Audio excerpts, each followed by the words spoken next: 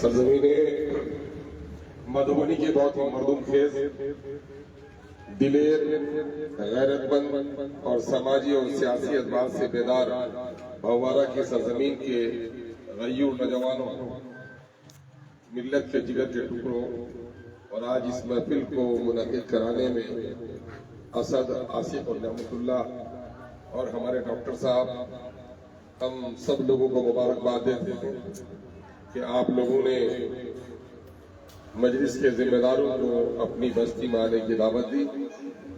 جناب انجینئر آفتاب احمد صاحب اور جناب بھائی مکھیا کلام صاحب بڑی تفصیل سے باتیں آپ کے درمیان میں رکھی۔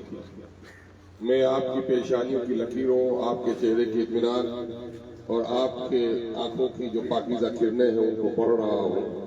مجھے ایم کو ووٹ دینے کے تعلق سے آپ کو سمجھانے کی ضرورت نہیں ہے، بلکہ خود اس وقت آپ اس جنگ کے مضبوط سپاہی ہو کر لڑ رہے ہیں، لیکن سپاہی کا حوصلہ اور بڑھ جاتا ہے جب ان کی کوششوں کو سراہا جاتا ہے۔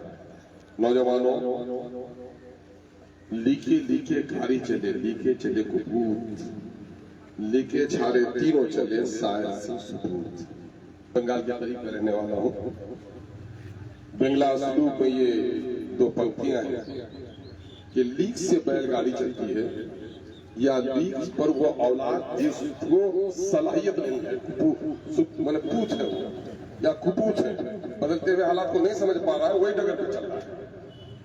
لیک سے ہٹ کے، عام راہوں سے ہٹ کے تین لوگ چلتے ہیں، شاید عام انداز سے الگ بات کرتا ہے۔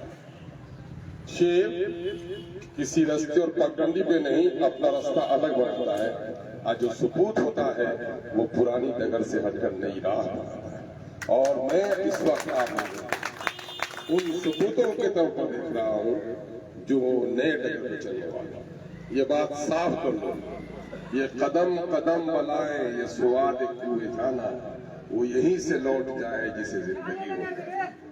یہ جس راستے میں آپ چل رہے ہیں، یہ راستہ ایرے غیرے کا نہیں ہے، نتھو کھیرے کا نہیں ہے، یہ راستہ بزدلوں کا نہیں ہے، یہ راستہ مفاد پرستوں کا بھی نہیں ہے، یہ راستہ ضمیر فروشوں کا بھی نہیں ہے، یہ راستہ تو ان لوگوں کا ہے جو لوگ ارادہ کرتا ہے اور اپنے عزم کو حاصل کرنے میں اپنی گردنوں کو نچھاور کرنے کے لیے تیار رہتا ہے۔ یہ کا راستہ وہ راستہ ہے۔ اس لیے آپ لوگوں نے بہادر سپاہی ہیں، آپ لوگوں نے ایم کے ساتھ چلنے کا ارادہ کیا ہے۔ میں آپ کے قدم کو چومتا ہوں کہ آپ نے مبارک سفر کی طرف اپنا قدم بڑھایا ہے۔ میرے عزیزوں، یہ ملک اتنا کسی ہندو کا ہے، اتنا کسی مسلمان کا ہے، اتنا ہی سکھ کا ہے، اتنا ہی عیسائی کا ہے۔ یہ کسی کے باپ کی میراث ہے، لیکن سچ یہ ہے کہ آج مسلمان اس ملک میں دوسرے درجے کا شہری گویا ہو گیا ہے، اور سو کال جو لیڈرز ہیں، جو دلالی کرنے والے لیڈرز ہیں، جو اپنے ذات کے خاطر اپنے قوم کو سودا کرنے والے لوگ ہیں، وہ قدم قدم پر ہمارے لوگوں کو ڈراتے ہیں، ایسا کرو گے تو ویسا ہو جائے گا، ویسا کرو گے تو ویسا ہو جائے گا۔ ذرا سر جھکا کے جینو، جینا اسی کو کہتے ہیں۔ ایسے کم ظرفوں کے خلاف مجلس اتحاد المسلمین نے اعلان کیا ہے کہ نہ کربل میں، نہ مقتل میں، نہ شاہ کے آگے مومن جھکتا ہے فقط اللہ کے آگے۔ ہم تو غیر اللہ کے سامنے اور ہمارے سامنے میں نواز رسول کا وہ اسوہ ہے کہ نماز کے لیے، روزے کے لیے، وزارت کے لیے نہیں، بلکہ اصول سیاست ٹوٹے تو تم گردن کٹا سکتے ہو، لیکن نااہل کے ہاتھ پر ہاتھ۔ اور آج پورے ملک میں جو مصیبتیں ہمارے درمیان ہیں، پیارے آقا صلی اللہ علیہ وسلم کی حدیث ہے جس کا مفہوم ہے یا رسول اللہ قیامت کب آئے؟ رسول اللہ نے فرمایا جب امانتوں میں خیانت کرنے لگے۔ کہا امانتوں میں خیانت کیا ہے رسول پاک؟ کہا کہ جب تم اپنے نااہلوں کو امیر بنا دو، یہ امانت میں خیانت ہے، یہ قیامت کی علامت ہے۔ قیامت یعنی تباہی و بربادی کا دن، پہاڑوں کا ریزہ ریزہ ہو جانے کا دن۔ دیکھو کسی گاڑی پر بیٹھتے ہو تو سب لوگ باوضو بیٹھے، لیکن ڈرائیور اگر نشے میں ہو گاڑی تباہ، کشتی پر سوار ہو سب باوضو بیٹھو، ملا نشے میں ہوگا، کشتی غرق ہوگی کہ نہیں ہوگی؟ تو یعنی جس نے نااہلوں کو سردار بنایا اس نے گویا قیامت یعنی بربادی کا راستہ چن لیا۔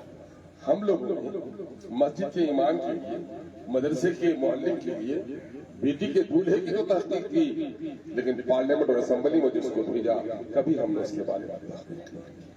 ہم کہیں لوभ میں، کہیں لالچ میں، کہیں خوف سے ہم نے ووٹ دیا۔ یہی وجہ ہے کہ پارلیمنٹ میں اور اسمبلی میں جہاں ملک کی تقدیر کے فیصلے ہوتے ہیں، علاقوں کے تقدیر کے فیصلے ہوتے ہیں، نوجوانوں کے روزگار کے فیصلے ہوتے ہیں، بستیوں میں سڑکوں کے فیصلے ہوتے ہیں، وہاں ہماری کوئی نمائندگی نہیں ہوئی، جس کا نتیجہ یہ ہوا کہ مسلمان آج پورے ملک میں غریب ہو گئے۔ ان کے تعلیمی ادارے برباد کیے جا رہے ہیں، اور خوف کا عالم یہ ہے کہ پورے ملک میں پھرو تو اب یہ خوف ہے ہر جگہ۔ جانتے ہو خوف اور ایمان ایک ساتھ نہیں رہ سکتے۔ اور مودی تم نے میری گردنیں کاٹی ہے، لیکن میں تمہارا احسان مانتا ہوں کہ میرے آباؤں نے تو گردن کٹائی ہے۔ ہم خوف زدہ تھے، لیکن اب خوف زدہ نہیں ہے، ہم گردن اٹھا کے جینے کے لیے تیار ہیں۔ گردن کٹے گی تو اس کی پرواہ نہیں کریں گے۔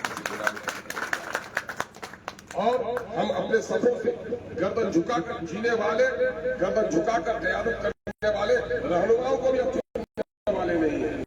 ہمارا نیتا وہی بنے گا جو ہمارے مسائل کی لڑائی سڑک سے